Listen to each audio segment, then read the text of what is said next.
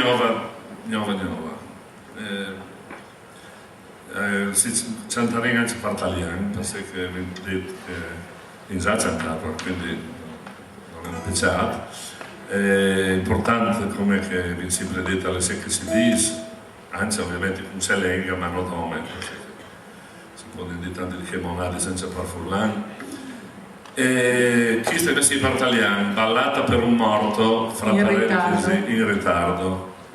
E dicono che si riferisce a un paese del Sud America, potete decidere altri, che sia il Cile o l'Argentina o la Bolivia o l'Uruguay.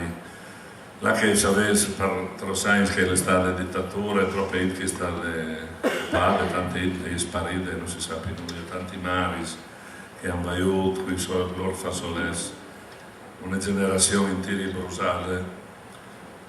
E pensare che è vero che il capo di queste dittature in Cile è arrivato a morire di vecchiaia, si dice non si augura la morte a nessuno, è vero, però sicuramente da di pensare di troppe gente che è morta, troppe gente che ha patito, che è stata torturata e alla fine avendo domandarsi se si è combattuto per algo di così importante, praticamente vedi che la giustizia alla fine, che qualcuno dice divina, ma sulla terra non è mai per certo tipo di attilarsi col marron in voce.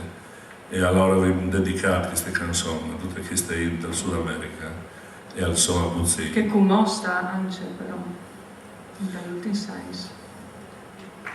Venezuela per esempio, la Bolivia. Sì, per l'amor di Dio. Però si è presa. Ballata per un morto in ritardo.